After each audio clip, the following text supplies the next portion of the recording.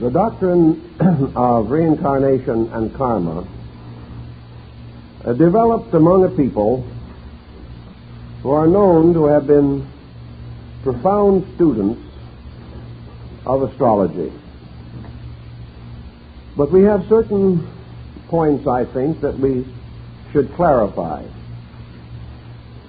In the ages when these doctrines were in the formation, there was no essential science dedicated to the study of the universe except astrology. Astronomy as we know it today did not exist, and one more recent astronomer, somewhat embarrassed over the background of his science, has stated that astronomy was the sane child of a mad parent. This is one simple way of pointing out that from mistakes great truths arise. The study of astronomy in antiquity could never have held the interest of the people had it been concerned primarily with the chemical analyses of distant stars or an effort to measure the direction of the continuum.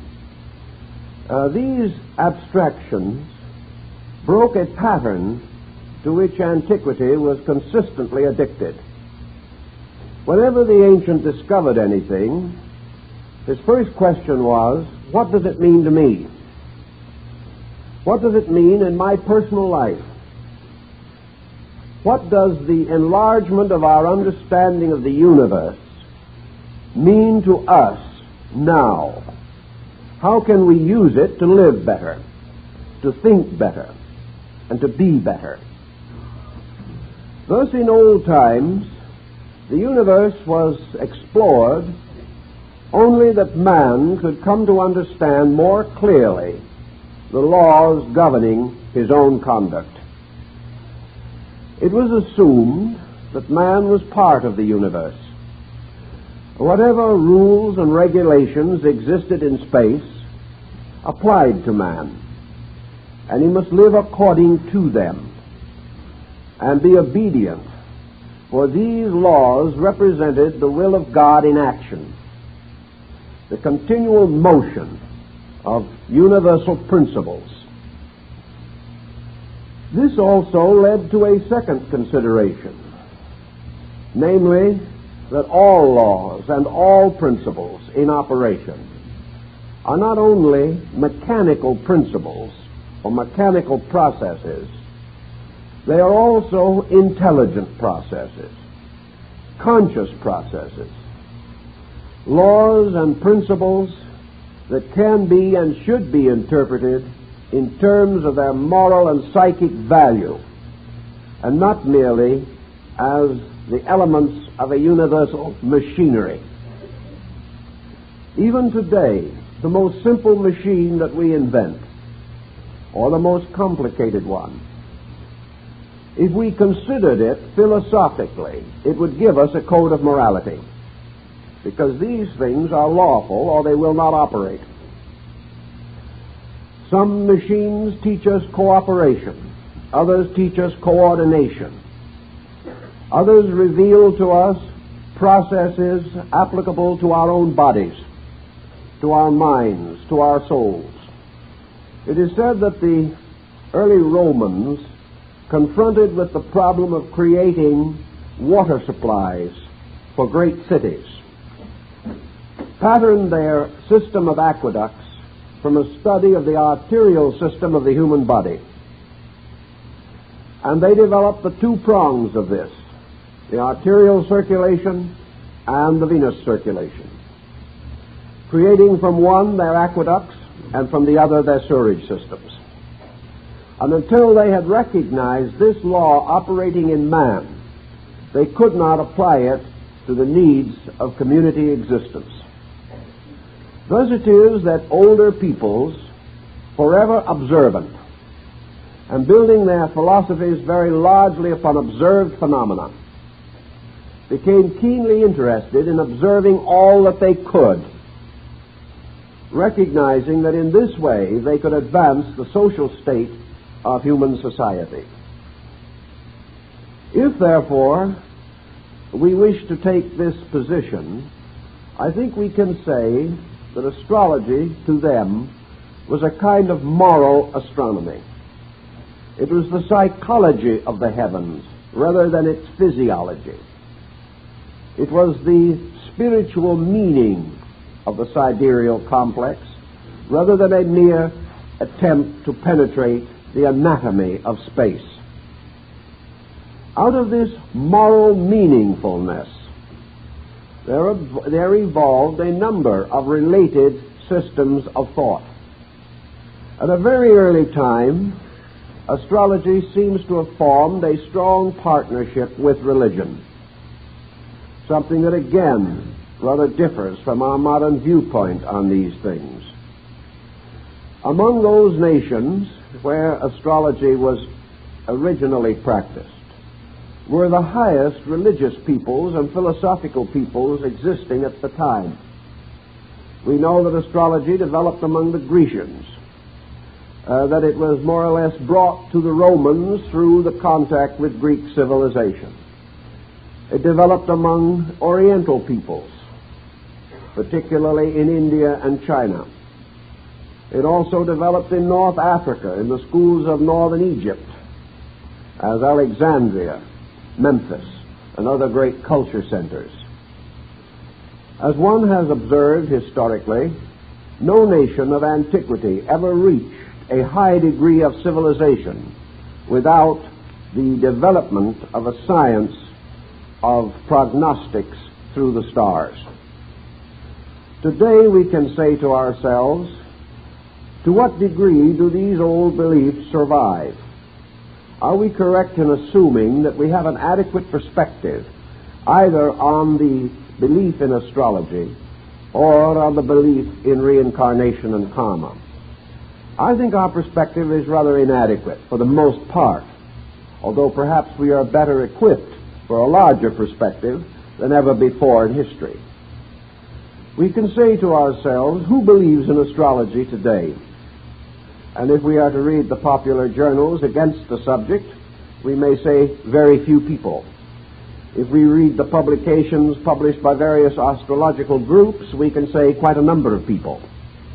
But to what degree does this concept actually exhaust the subject? I think to a very slight degree.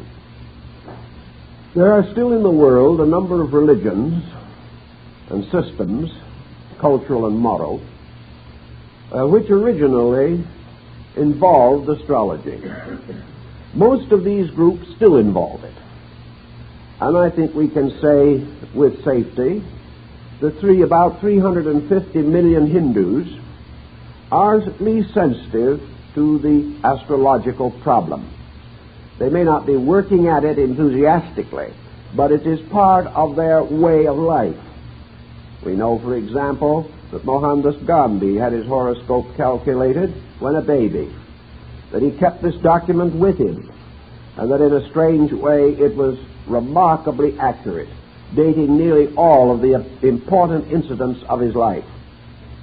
We also know that only very recently, in a death and replacement of a ruler in the Indo-Chinese area, that the coronation of the king of Laos was postponed for nearly a year because the planetary aspects were not propitious. These things are still happening in many parts of the world.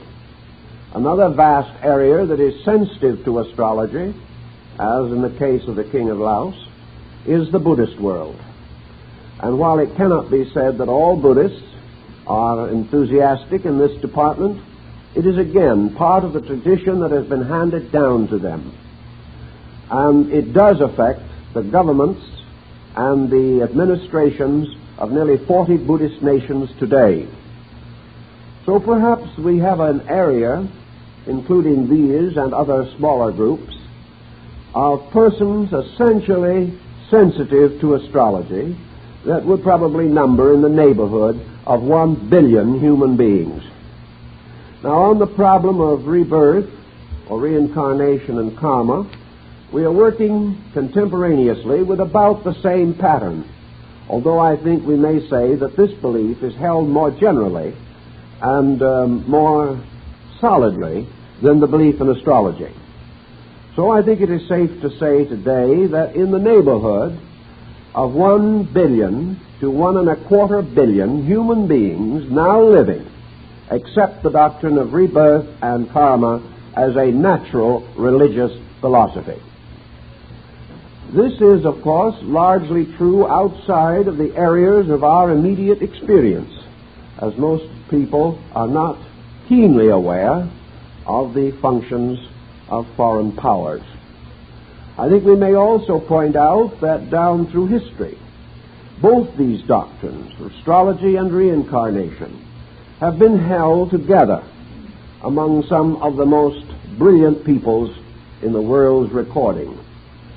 Apparently, reincarnation was brought to the attention of the Greek scholars as the result of their travels in the Far East. Among the pioneers in this, of course, was Pythagoras of Samos, who in about the 6th century B.C. seems to have brought this doctrine, the doctrine of reincarnation, strongly to the attention of the Greeks. Its greatest exponent in Greece, of course, was Plato. And the entire descent of the Platonic and Neoplatonic schools was in harmony or in line with this general belief. Reincarnation and karma reached Rome as a result of Greek teachers setting up their academies in the capital of the Roman Empire. It also penetrated into Byzantium and into the great Eastern Empire of Rome. Thus we have a doctrine of great historical interest, and one which perhaps could help us in solving some of our more pressing immediate difficulties. We, I think, are entitled to regard this matter in a rather more sympathetic way than it has generally been handled. Not long ago, I knew a gentleman who was doing his doctoral thesis in religion in one of our largest universities. He asked his committee to permit him to do his thesis on reincarnation. I think the committee was a little flabbergasted at the prospect, but having had a quiet session among themselves, the committee men reported favorably on the project. As educators, as leaders in a great university, they said the subject was entirely proper, inasmuch as any subject is proper, which has held the esteem of the learned and the thoughtful for thousands of years, and has had as large an influence on society as this one. The main problem was that such a thesis must be handled in a manner fitting to a doctorate degree. It must be carefully thought out, it must be adequately documented, and must indicate the research and thoughtfulness of the person preparing the thesis. The thesis was prepared, it was of the quality necessary, and the doctorate was awarded. So you can handle these subjects, even in our unbelieving world, if you want to handle them adequately. And I think that brings us to our problem today, namely that believers in these things should not develop an inferiority complex on the grounds that they are isolated sufferers against a cruel world. Actually, nearly half the population of the world is on their side. And the main issue always is to find out what these doctrines really are, to differentiate between popular belief and serious belief, and to investigate the various imponderables in a manner that is satisfactory to a sure knowledge or a real thoughtfulness in the area under consideration. What would you say, or how shall we say, that the contact between astrology and the idea of reincarnation was first strengthened? I believe that astrology contributed heavily to it in its gradual unfoldment of the sense of the way the universe operated. We may have certain restrictions of view as to the validity of all astrological findings, but we do know that the priests of Chaldea and Babylon and the ancient sages of India studied the stars, studied thoughtfully and reasonably the laws and rules governing universal process. They had a great advantage in this over our way of thinking. Today, when we study, we go into a very congested classroom or a bustling library. We sit down and try to find adequate texts, and we become part of a very tight system of acceptances and rejections. It was rather different in those days.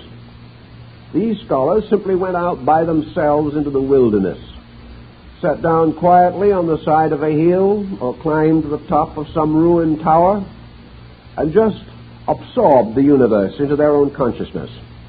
They watched, they considered. They were not interrupted. No one really told them what to think or what to discover.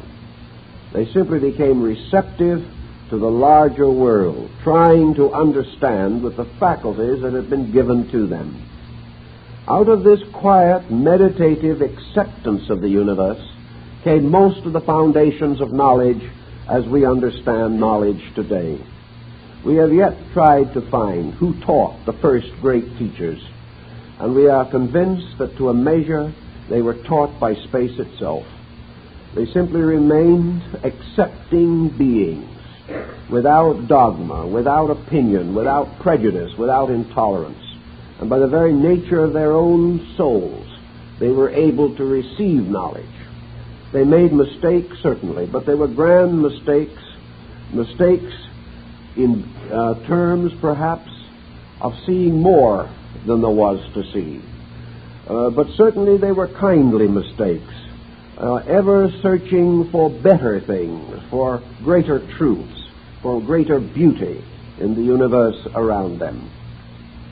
One of the early observations of these ancient scientists, for they were scientists in their own time, one of their observations was the continuance of universal phenomena.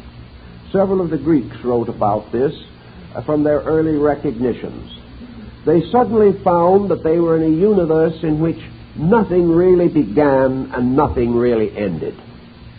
Instead of the concept that we have, they felt a universe of organized motion, forever flowing in great cycles. These cycles were not circles. Creatures did not come back to a starting point. They cycled up and up in a strange, mystic spiral, moving apparently in circles, but actually always returning to a higher level than that from which they started. The universe was a continuing interrelationship of cycles. Ezekiel called it wheels within wheels. And the early gazers into the mystery of space found in space only one thing, and that was life. They found life everywhere. They observed that this life was constantly changing its appearances, but its substance never changed. They recognized it as combining with patterns of itself to make innumerable diversity, yet the unity of this life itself never changed. And living under a heaven that moved in incredible arcs of time, yet with the recurrence of the annual seasons, the recognition that in the springtime life came out of the earth, that life unfolded and developed and bore its fruit and its seed. And then it seems as though life died, but life did not die. And after the long, cold months of winter, life came forth again in all its grandeur at the following equinox. Thus the system of the universe told something of birth and growth, maturity and decline, of death and of resurrection. For in this mystery our ancient forebears saw forever resurrection, the restoration of life, and all their theologies and all their doctrines, and this extended down to the most primitive of peoples, recognized this mystery of life coming forth, of life restored and resurrected from the mystery of death. And those especially who inhabited what we call temperate zones were particularly aware of the continual program or procession of life moving on through space. It became very difficult for these ancient peoples to take death seriously. They recognized naturally that forms die, but they recognized also that trees seem to die in winter. They realized that the human body could not be preserved as the tree was, although in some areas they tried their best to preserve the body through mummification and other religious rituals. But most of all, they came to the conviction that life was a reality, and that anything that seemed to deny that reality was itself some way false or misunderstood. Thus, the doctrine of the immortality of the human soul was certainly largely sustained and supported by the study of the universe. And most of all, not only was this immortality recognized, but that it was a lawful, reasonable immortality was also strongly believed. The ancients could not conceive of anything living for no purpose. They could not accept the idea that the life of the human being was an isolated experience. They could not assume that everything in nature was unfolding according to law, and man was a strange little separate creature that accomplished very little and hastened himself and his neighbors to an early grave. They did not admit that this could be true. They recognized, therefore, that in some way the life of man was important, that it was part of nature, that in man moved the same forces that moved the stars, that in man the same laws were unfolding that maintained the universe, and therefore that man had to be just as important as any other unit in the great universal system. This unit had to also have its own immortality, because nothing really died. And out of all of these considerations came the final conclusion that man as a being had a destiny with the destiny of all things, that he did not have a separate little destiny. Man was not created by a peculiar separate procedure.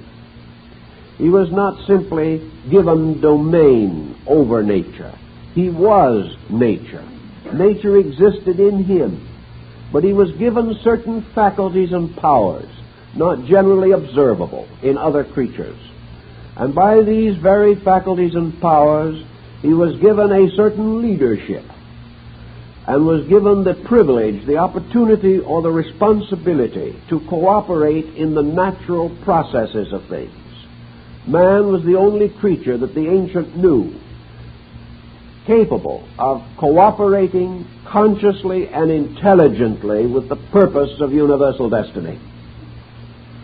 This attitude led naturally to the enlargement of philosophy and religion, morality and ethics. It led the ancients to create codes for the peculiar use of man, defining his powers and also affirming his responsibilities and his duties in nature. Now, it was a common observation, of course, that all creatures were born into a kind of nature, were born into a world that was governed by the peculiar laws which we call natural law, as contrasted rather improperly with divine law. For our most ancient forebears believed there was only one kind of law, and that this law was manifested through two expressions. one being the laws of spirit and the other the laws of matter. But they were one great pattern operating on two levels of function. It was observed by these older peoples also that if men planted according to the seasons, their harvests flourished. But if they planted out of season, the plants did not grow properly. Therefore there was a time for all these things to happen, and that according to the timing of things, their destinies were unfolded. It was further observed by these people that in nature, particularly the plants and animals, mating was according to season, or that growth was according to season, or pollination, or the casting of seed from plants was according to season. But in man, fertility was continuous. But this does not mean that there are not certain seasons that produce their own harvest. It was therefore only a step to assume that man was a highly diversified being, and that therefore many kinds of seasons existed for him, and that he was born in one period of the year, his destiny could unfold in one way, that if he was born in another period, that he came under a different group of seasonal processes. Yet man was capable of maturing and fulfilling his destiny when born under any season. Thus seasons became not problems of life and death, but of directive, of the direction in which things move, and how rapidly this motion can be accomplished. Naturally, our forebears were much concerned with the mystery of birth. To them, a life coming into the world was subject not merely to our biological considerations, but to things seen and observed by an empiric process. One thing that the Chinese noted at an early date, and so did other people, was a physical phenomenon of rather amusing but perhaps intriguing import. Most small children, most newborn babes, have about them a strange and abstract look of age. There is nothing that looks much older than a brand new baby. It enters this world with the most quizzical and difficult expression. Although its features are yet ill-shapen, it has something about it of a meditating sage, of an ancient grandparent. It looks upon life with the pessimism of great years, even at the beginning, and expresses this pessimism usually by entering into this world in a fit of tears and howling. Also, one of the first things that happens to it when it gets here is to be spanked. In other words, it is only by punishment it seems to be able to live. All these things meant something to our remote ancestors. They were very observing. To them, all of these were symbols of some real process in nature. It was also soon observed that the small child coming into the world manifests, as it begins to coordinate, a kind of unworldly wisdom. Children are not just as ignorant and helpless as we would like to think they are. Physically, they have very little to support them, and they are born less fortunately than the average animal. But in terms of culture and in terms of innate life, the ancients observed that children had a grasp of things, a grasp of value, and long before they were old enough to reason for themselves, they were able to ask questions that their elders could not answer. Thus it seems that the small child is born into this world with a natural inquiry, a desire to know, and that gradually, by the various processes of our way of life, this natural hunger for learning is not fulfilled, but stones are substituted for food. And by degrees this natural inquiry is blunted until the person, having reached the age of reason, begins to live unreasonably. This is the way in which we seek to solve this problem. It was inconceivable to the ancient peoples that this life in man, by which he was a living thing, was actually conferred by birth. It seemed to the ancient more definitely that this child, this little one, was more than a mere physical thing. That if it was simply physical, it would remain so.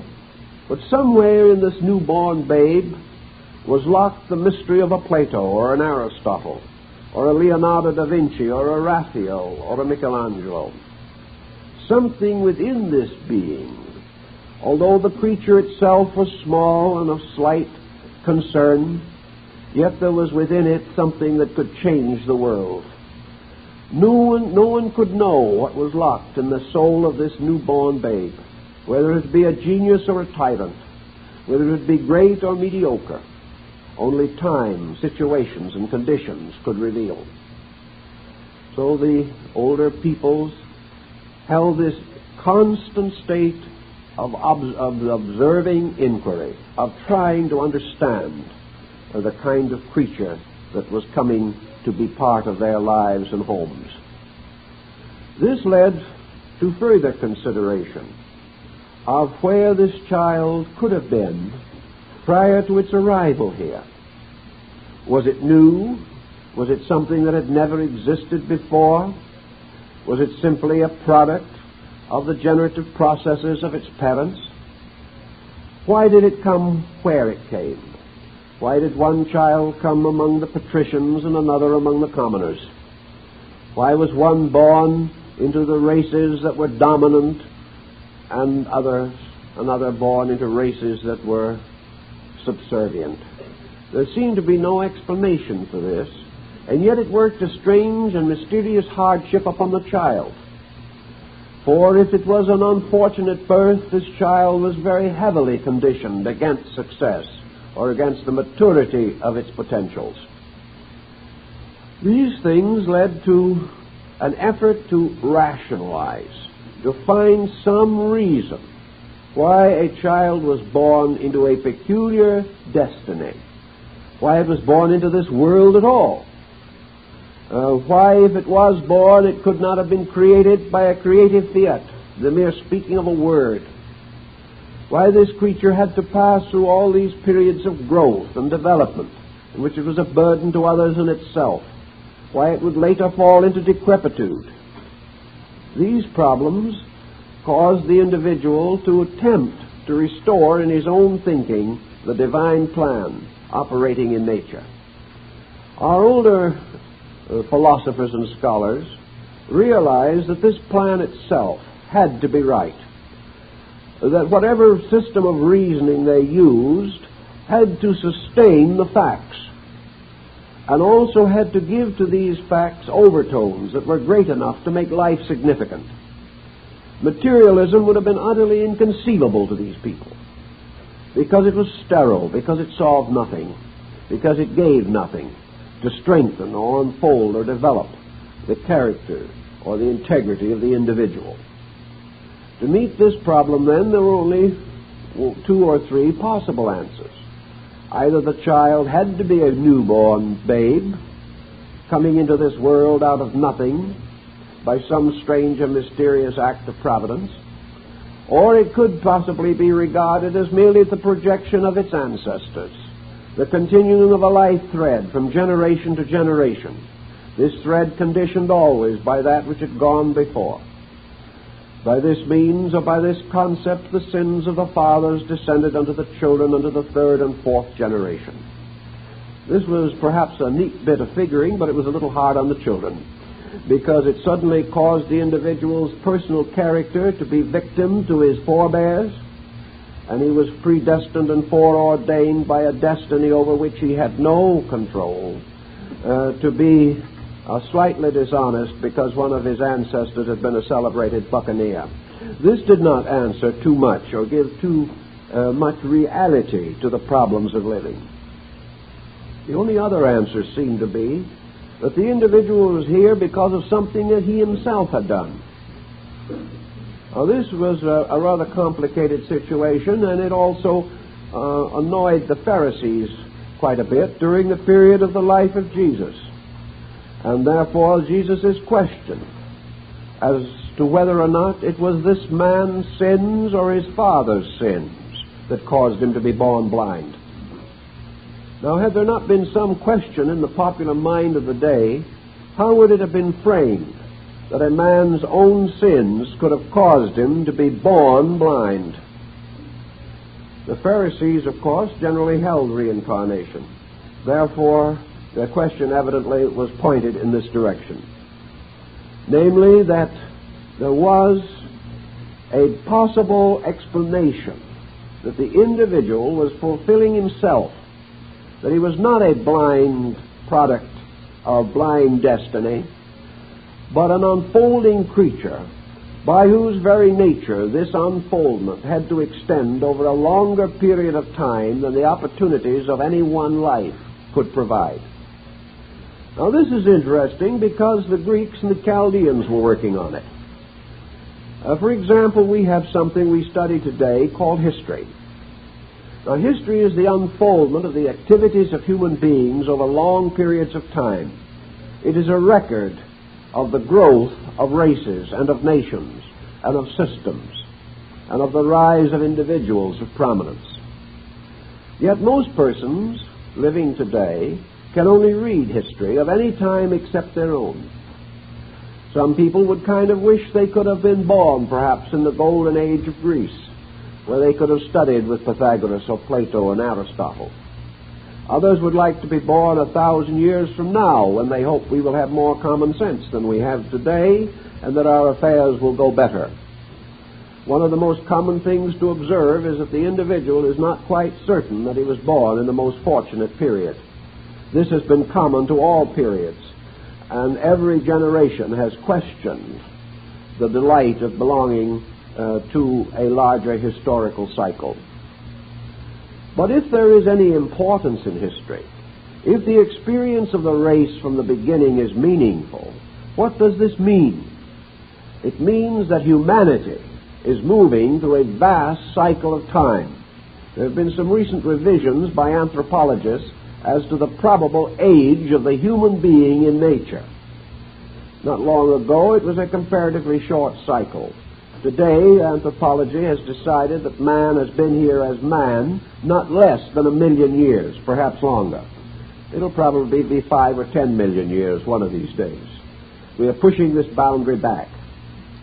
In any event, man is here for a long experience, and history is the unfolding of our reaction to every kind of stimuli.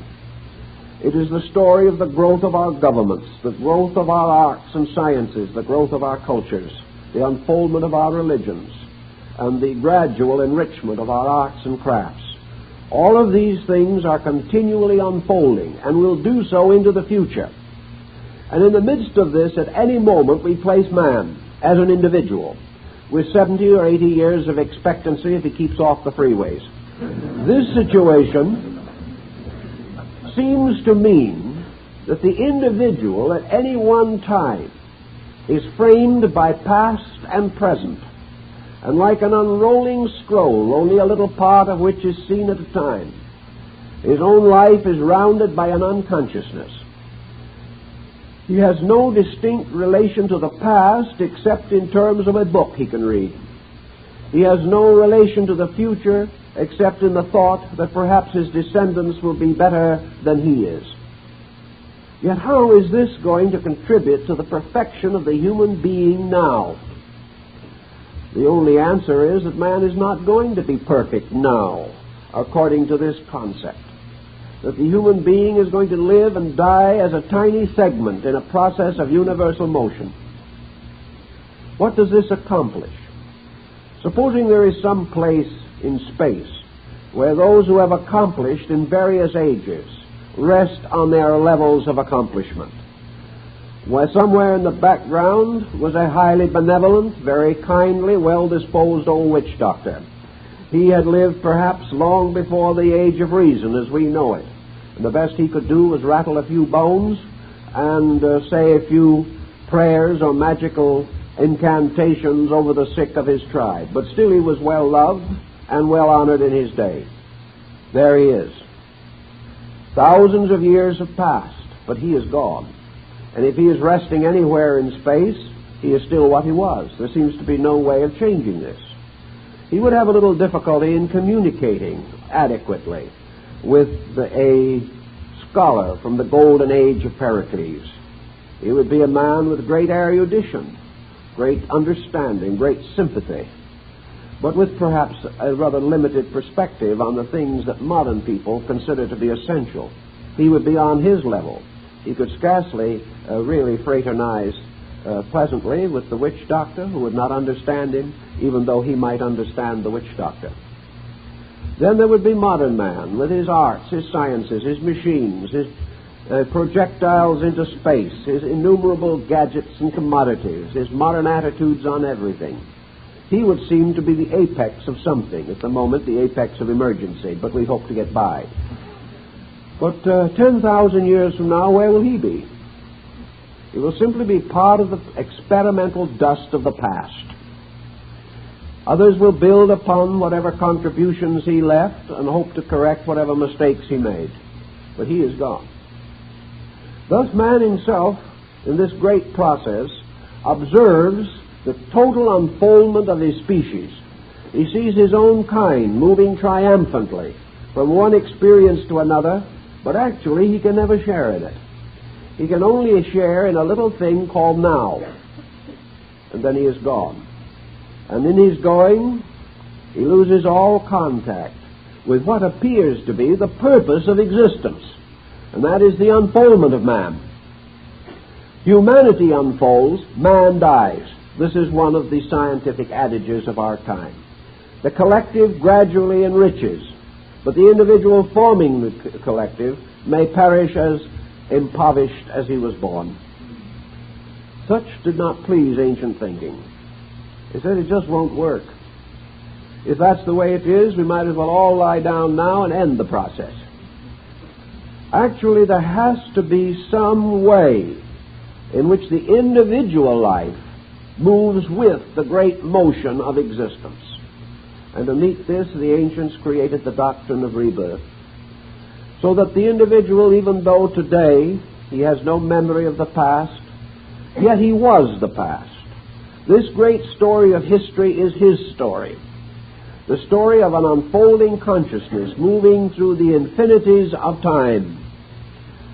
That man himself passes through this whole great pattern, and the duration of humanity, whether it be 1 million years or 10 million years or 1,000 million years, this duration of humanity is also the duration of the individual.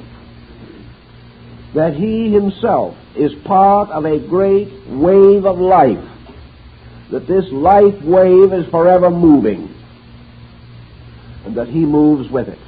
Sometimes he moves with it visibly, sometimes he moves with it invisibly. Sometimes he belongs to that part of the wave of life which is embodied, sometimes he belongs to that part which is not embodied. But we know there is an unembodied part because it is forever producing bodies. Therefore, man belongs either to the production or to the power which causes production. He is either among those things now manifested, or he sleeps waiting manifestation in that power which manifests all things. This seemed to make a good common sense pattern to individuals who had the peculiar sense of honesty. Honesty has something to do with the rights of things, the rights of life, the privileges, opportunities, and duties of life. It does not seem entirely proper to these older peoples that man should ever experience what he does not deserve. They had no concept in those days of man being forgiven everything and allowed to do as he pleases. The ancient realized that man could make mistakes, that he would make mistakes. But they also came to the conclusion that mistakes are not as big as life. That life and history record infinite varieties of mistakes. But life goes on.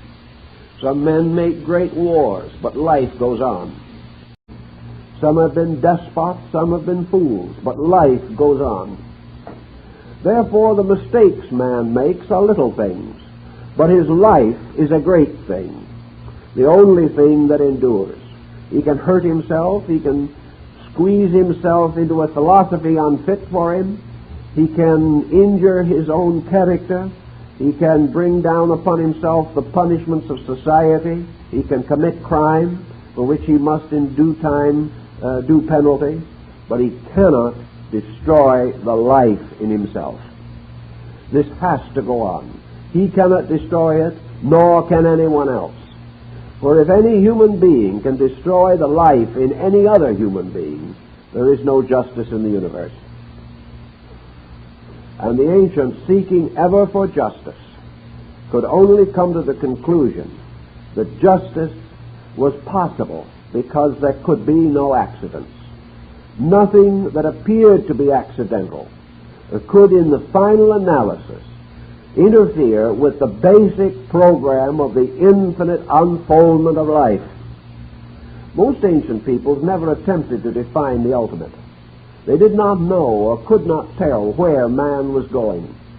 The only thing they could believe was that man was getting better, and that whatever he built, he would build continually from greater insight and greater experience, and at the remote ends of things, man would come to the fulfillment of his potential, which means that he would be capable of a continuing virtuous existence in place or in space, in time or in eternity. Obviously, this began to move in terms of inquiry. Ancient man began to try to understand in some way this plan and how he could cooperate with it. For in old times, men liked to think of cooperating with the universe. They liked to have the idea that they did obey, rather than that they had freedom to be disobedient. They had already observed that this freedom for disobedience led only to tragedy. The great moral structure of the human race was created before men could read or write, but was created out of the continuing observation of the experiences of existence. So man came at least into this world at a time called birth. Whether it was his first birth or his 500th birth, he was here. He came here not, however, entirely helpless in character, perhaps more helpless in body. And as body began to grow, it seemed to provide greater means for the expression of the life within it. And no matter how much man grew, this life grew also, giving him a continual power to direct his own character and his own conscience, giving him the incentives and the dreams and the ideals to build a better world for himself and others. Thus it was life growing through body that became the redeemer of the race, became the hope of glory for all the children of the earth. And when the time came for the child to make its appearance in this world, it was customary to bring the physician, or at least to make careful note in the ancient water clock or whatever system was used of the time of this birth. In an important birth, certainly the physician was present, and the physician was also the astronomer. He carefully noted the hour, the minute, and the time by the best methods available to him. He observed the positions of the heavens, and it was his usual process to immediately retire, either the same night or the following night if the child was born in the daytime, make the necessary calculations, and observe the positions of the heavens directly from the sky itself. From this process, with simple instruments, he prepared the nativity of the newborn child. This nativity was then solemnly presented to the family as a guide in the development of the character of that child. And it would be quite wrong to assume that all these nativities were encouraging. They were not. The faithful physician astronomer told what he believed to be true. If he saw fatality, he told it. If he saw danger, he unfolded it. He did not simply prepare flattering documents. And many of the older nativities which I have examined are far from optimistic. They were not simply flattering productions. They were the serious efforts of the interpreter to try to find what was actually there, according to the science he worked with and according to the rules that had come down to him from time immemorial. It was, however, assumed in many areas that this nativity was not simply the story of the beginning of something. It was a story of the coming of an eternal life into a temporal state for a while. Thus, the nativity, as it was set forth, seemed to carry with it something that has always been difficult for us to accept or to understand, namely a prophetic quality. A quality which implied that the individual's life was at least under a certain general direction. That when he was of a certain age, it was most likely he would do certain things. That he would be subject to certain dangers. Also that he had certain potentials or powers specially developed, which might lead him to a certain profession or craft or trade. These things were discovered from the geniture of the child at birth. And thousands of cases are on record in which these predictions have been startlingly and amazingly accurate. This, of course, led our ancestors to the brink of another dilemma, namely the danger of a fatalistic attitude toward life. If these things could be predicted, then man was not a free agent. He was in some way in bondage, and it was necessary then to explain how a person could build his own career and yet be subject to fatality beyond his control.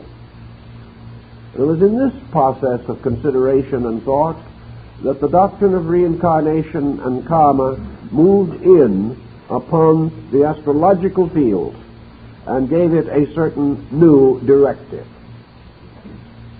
Philosophy has developed many schools of thought, one of which was developed very strongly in the thinking of Aquinas, the great Catholic philosopher. And that was that man had a certain limited determinism.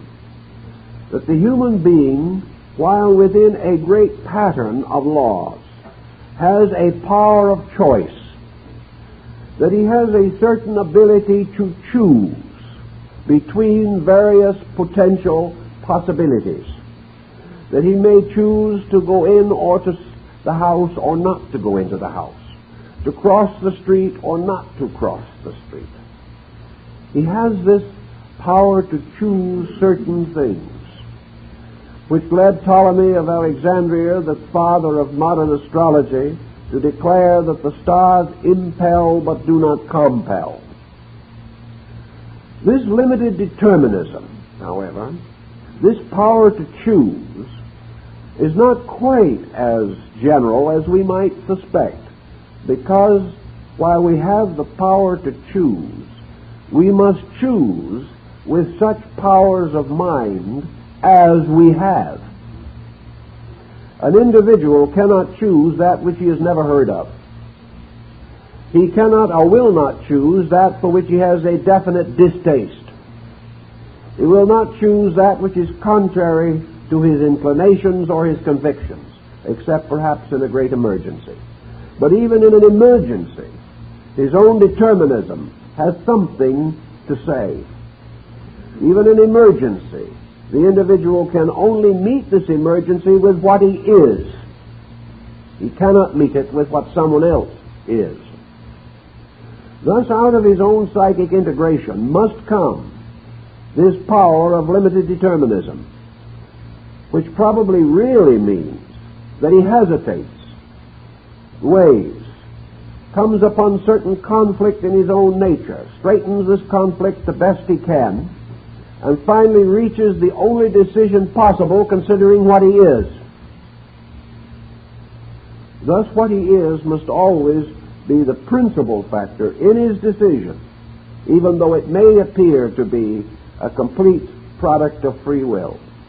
It is not free will. It is only the possible decision that he can make in the face of all that he is, all that he has been, and all of the factors that have become involved in his personal psychology. But if the individual facing the future of life is regarded as being born as an individual, born at some point in the midstream of his own actual existence, and that therefore he is the coming into manifestation of a being that has manifested before and will manifest again. Therefore, that we are measuring a cycle in the life of a being that is a being. And astrology does try very definitely to point this out, because on the day of the child's birth, its general natural aptitude may be determined. Whether or not it is fitted for art or science may be determined. Whether it is going to be healthy or perhaps a precarious constitution is also determined. Consequently, the individual is born with a character, born with a destiny, born with a condition. And the only way in which this can be honorably and honestly true is that this individual is born at a certain stage in the growth of himself, and that therefore behind him are things which he has done, before him are things which he has not done, and according to the degree of his own integrity, he comes in strengthened or weakened in resolution and capacity. As the chart is able to distinguish these differences, the ancients assumed it to be quite natural that such differences existed, and that human beings should be different must imply that they have a reason for this difference, not merely the whims of nature or the biological or chemical imbalances of their ancestors. There has to be a reason why the person is that person.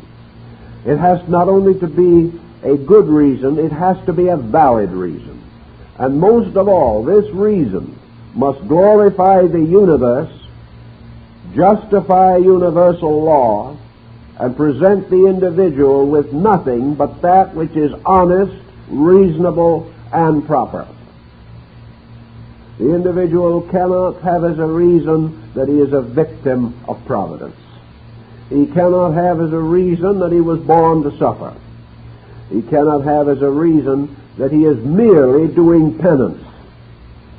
He has to have a reason which leads to a greater degree of good. The law of karma, coming in with this same situation, has been a little difficult for many people. And yet many who have come upon it for the first time have sensed the strange integrity with which it is enriched. The law of karma is simply the law of cause and effect applied to the moral growth and conduct of the individual. It means that conduct is a result of previous conduct, that future conduct will arise from present conduct.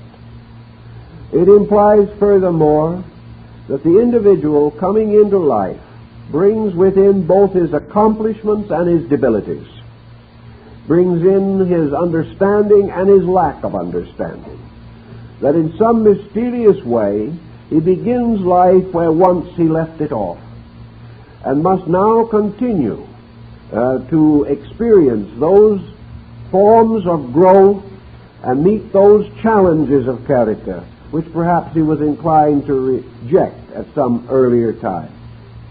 A great number of individuals sort of feel that death is a release from the problems of existence.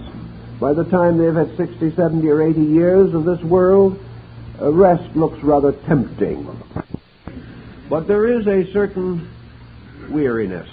And also some people get themselves into such incredible situations that little short of death can get them out of it.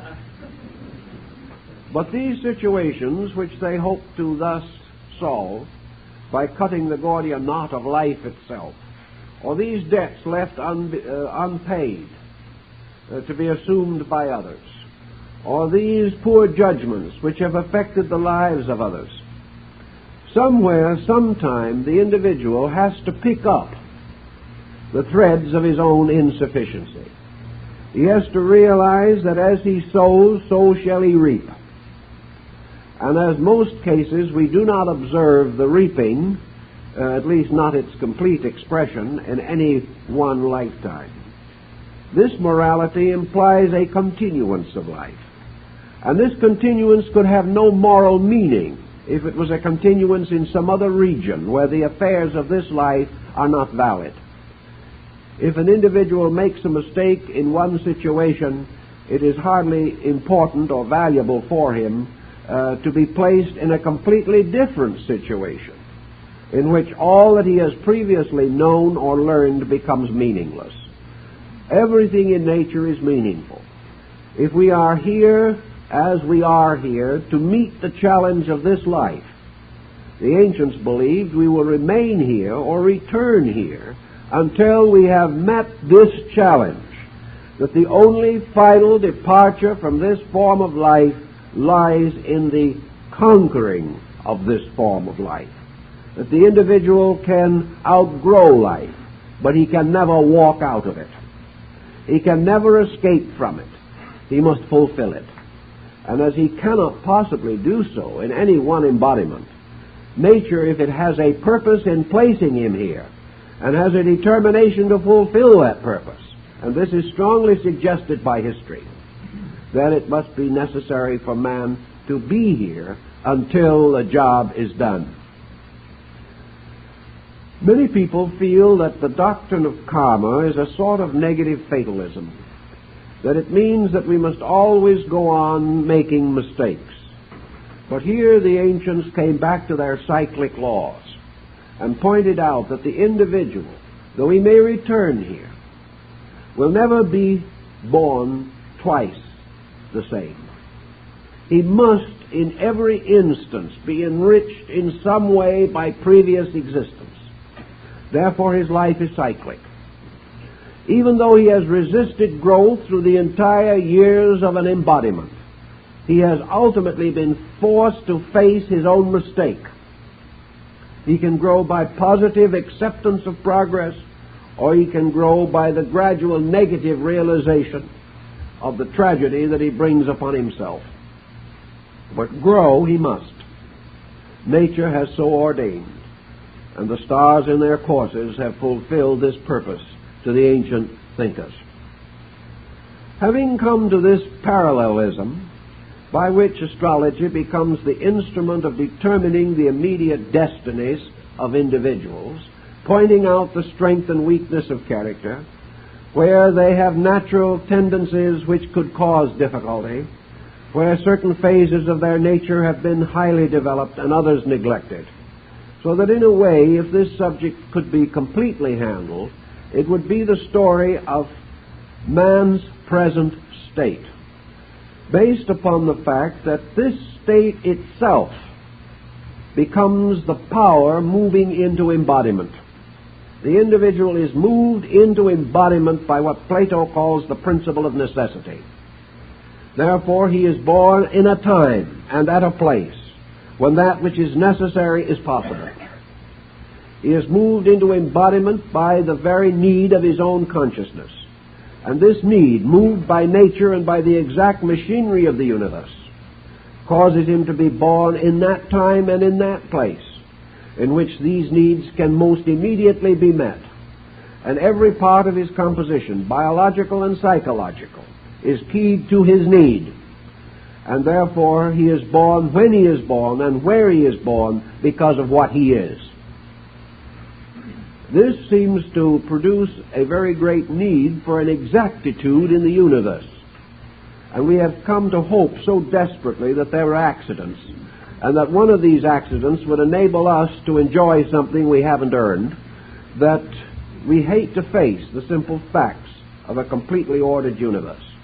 But if we look out into space, to the immense galaxies of life evolving there, if we look down through a microscope into the infinite diversity of minutiae, if we study the cellular structure of our own bodies, if we examine the structure of the atom and the electron, we must finally come to the realization that in nature an exactitude is always possible, that a complete and entire accuracy, a complete and perfect integration of all values is the common and natural expression of nature's way, that nature in the construction of forms moves by a skill and wisdom which transcends imagination, and that in the infinite life which nature sustains there is evidence of infinite law infinitely manifesting. So the problem of getting a human soul to the place where it belongs would no more tax nature than we would find nature unable to cope with the rotations and axes of atoms. Thus, these problems present no real difficulty if we assume in nature an absolute law, absolutely operating. It wasn't long in the course of the struggles of things that the doctrine of reincarnation and karma began to intrigue the astrologer in another way.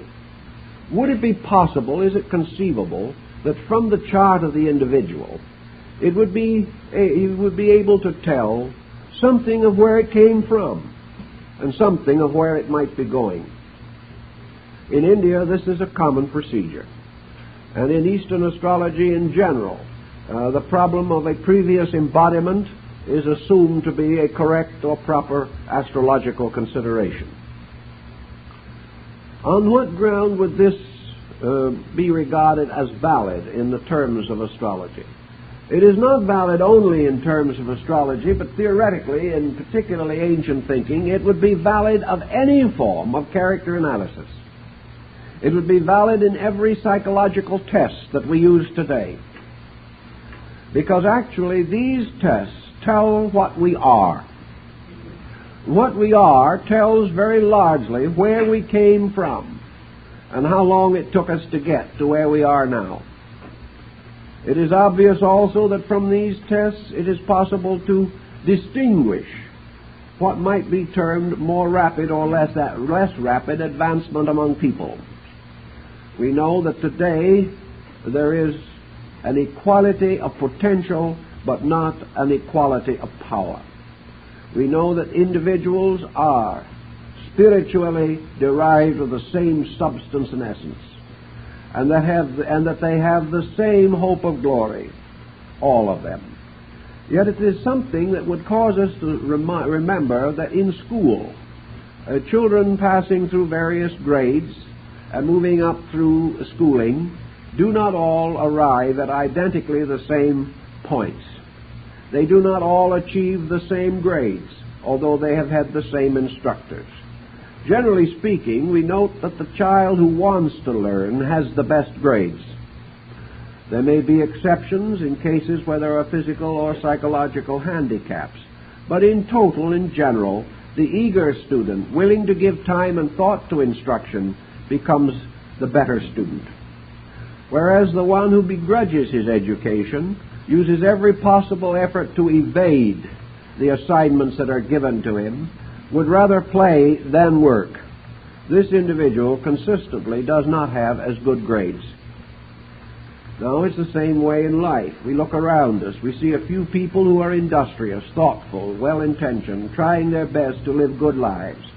We find others to whom this life is simply a period of romping. They only want to have fun from the cradle to the grave, and because of this desperate effort, are usually miserable most of the time. We know that in all probabilities in the past, some of us were pretty eager students, and others were a constant problem to the truant officer or his equivalent.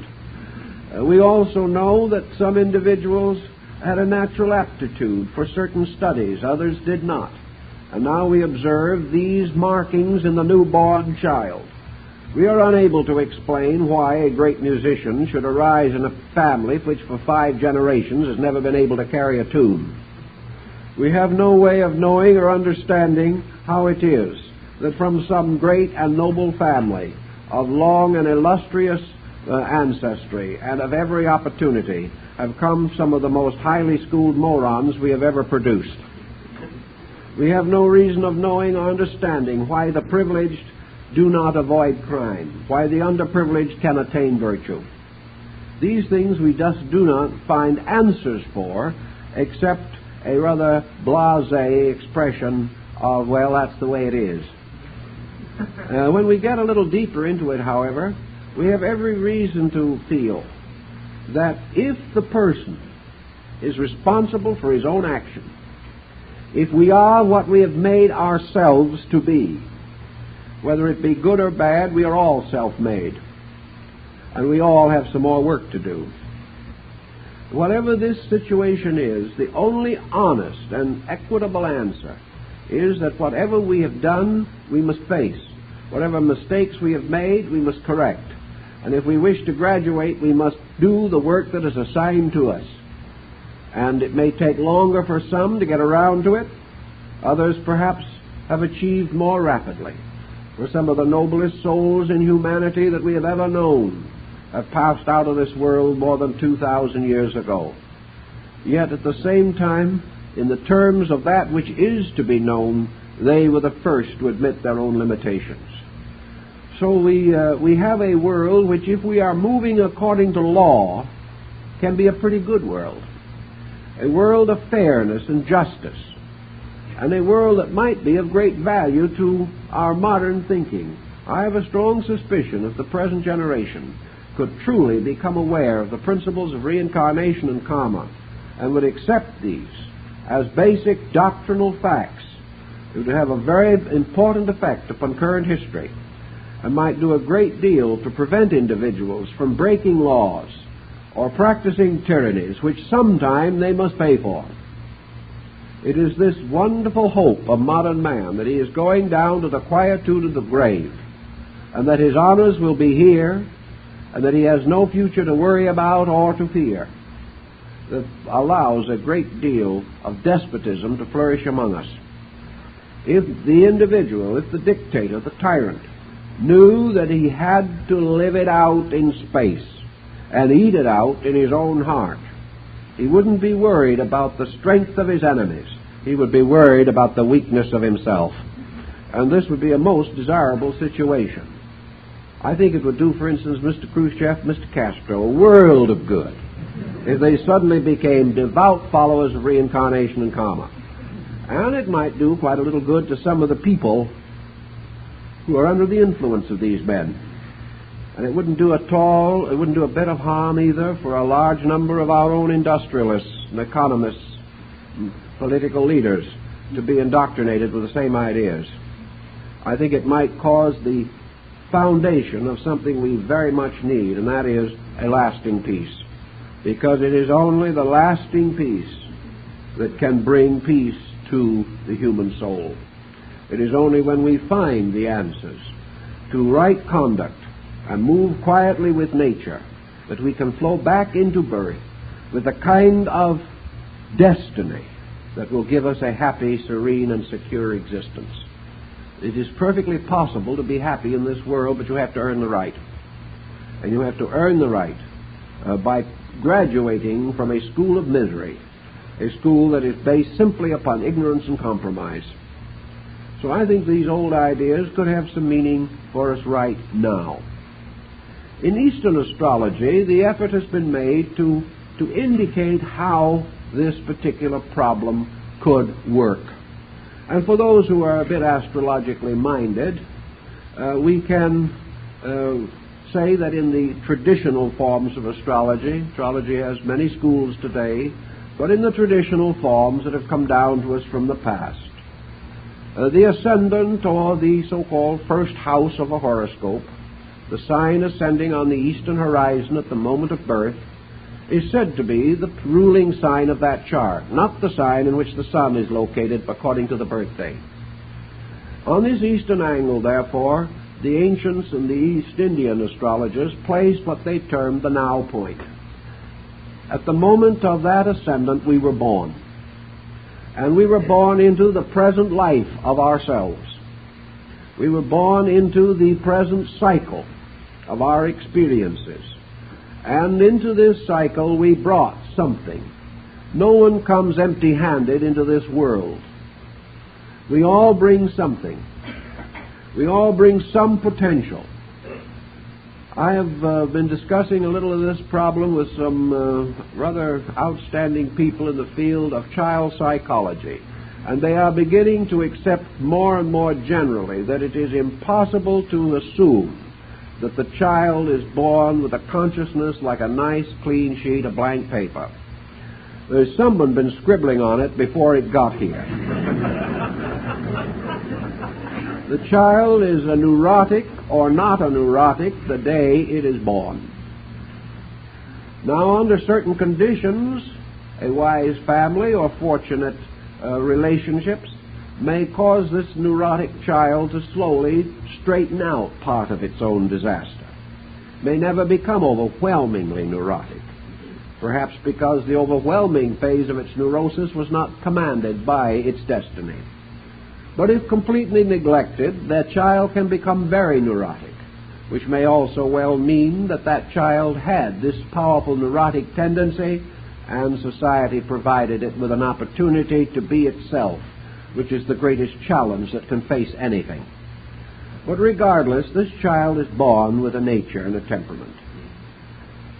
All that a parent can do is to strengthen this temperament, to observe it, to give it all natural possible assistance in those early years when the child is unable to function on its own. The parent, however, cannot create a temperament, nor can it completely frustrate a temperament. The temperament is there, but it can be inclined. And as this is inclined in one way or another, the possibilities of the child bringing positive values to bear upon its problems may be increased. But always the parent must work with the available reservoir of potential that that child brings. It is the leadership by the parent, the understanding of how to use this potential, that is important. And many modern people have found astrology very helpful in this particular form of guidance. Though if the first house of the chart does represent the child coming into life, then according to some systems of ancient astrology, the 12th house, which precedes the first, and is the sign preceding the one which is ascending, could well represent the previous life of the person. In Western astrology, as taught by such early masters as Lilly and Gadbury, the 12th house was a house of secret things, of sickness, of imprisonment, of exile, and of the so-called negative destinies of things, if they applied to the individual. It's a sort of house in which the larger misfortunes of the life are outlined according to Western astrology. To the Eastern, this represents that which was the previous type of embodiment. Therefore, by turning the wheel of a chart so that the 12th house is moved to the ascendant, it was the belief of many peoples that a general indication of the previous life of the individual could be found. That it would then be the kind of a horoscope that that individual might have had the last time he was born. That at least it represents to a degree that which has gone before, because the 12th house represents the submerged part of the present character. Therefore, it was this submerged part which must have previously been objective, or upon which the individual built all of his previous existence. Thus, in a way, we can get the concept of what the challenge might have been, how we could have failed or how we did succeed in the unfoldment of character. Also, that here lie certain potentials, both of strength and weakness, which unless we do something with them will continue to haunt us. Also in this house, the 12th, we find the indications of the karmic debt which the person carries with him, the unfinished business which is nearest to the surface. Always this karmic debt has to be in terms of the actual development of the person. It can only be such part of this debt as is applicable to his present state of consciousness. But these things are believed to have an association with this aspect of the 12th house, so that if there's unfinished business or there is a pressure, there is a need to do things, that this need is some way delineated or clarified by the 12th house, by moving it and making it a kind of ascendant and then reading the new chart thus created, planets and so forth left as they are in the natal chart. By the same degree of thinking, the future would be indicated by the house following the first, which is the second house of the chart. We consider this house now as the chart or house of wealth or success. But to the ancients, this was much more. It was the house of the fulfillment of right destiny. It had to do with what we gain by keeping the law, how rich we become by paying our own debts and not making more. So true wealth in philosophy is not what we have, but what we are. And this is determined as part of the wealth concept, which, of course, in Europe got entirely sidetracked, so that it only came to mean how much money you had in the bank. Well, how much have we got in the bank of the universe? It becomes a very moot question as we live along through the years. So in this situation, astrology works with the idea of reincarnation and karma. They operate as a kind of pattern, each interlocking with the other. And if we use either, we can gain a greater insight into the other, because we can recognize the great precession of life, the great motion of ages. We can say to ourselves, perhaps great cultures come back. Great racial motions are reborn because the entities in them, much of the same quality, move on very closely the same time cycles. Therefore, it is quite possible that we may find the rebirth of the Roman Empire, the rebirth of the philosophic states of Greece, the rebirth of the golden era of Asiatic philosophy. These cycles come in. Cycles of war and conquest return. We sometimes wonder how it happens that the world was so enriched with music in the 19th century, when there lived together some of the finest musicians the world has ever known, or in the 18th century.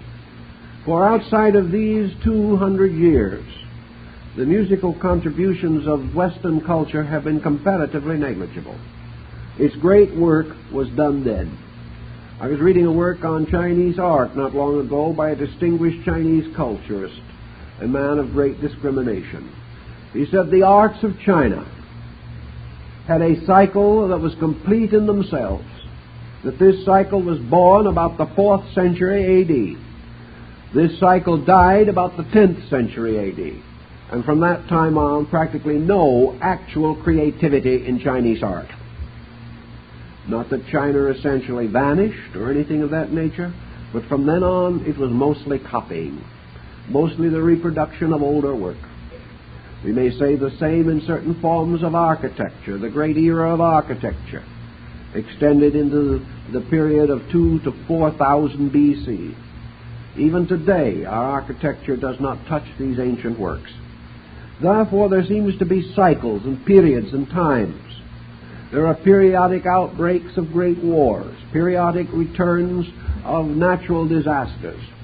All these things seem to move in cycles, and these cycles have to be tied into a great system of world ethics and world culture. This system we know exists, but the very scientific aspect of it offers again further stimulation. And while we know that cause and effect is operating through space from the beginning of time. We have need of a clock to measure the time, to create the great pattern of mathematical sequences.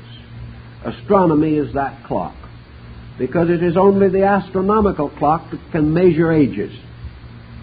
It is only by some great system of chronology, like the Platonic cycles, that we can begin to estimate these vast periods of time. Through astronomy, therefore, we have the measure of the outworking of the law. We have the pattern set up by which we can measure the relationship of events, estimate their frequencies, and arrive at a certain scientific control of events. All of these things work together, and I believe that either phase of the subject, extended to its natural ends, would give us amazing confidence in the universality of natural law, its justice, and how an understanding of these factors could help us now by giving us fuller inducements to live honorable lives, to accept our responsibilities with dignity, to see shifting responsibilities, and to settle down to the real purpose for which we are here, namely a quiet program of self-improvement and mutual cooperation for the preservation and protection of everything that we regard as valuable and good. By such a simple scientific pattern, with its ennobled background of great dreams and convictions, a scientific law based in idealism and not in materialism, a great pattern recognized as the production of a universal mind, all wise and all good, and not merely the result of humanistic accidents. If we can begin to feel these larger rules and laws, I think we will be encouraged to find real answers for real problems, to stand for principles which we know to be right, and to gain inward consolation from the realization that we are here to grow, and that it is a blessed privilege to be able to work together in this schoolroom of life. Well, time is up. Time is up.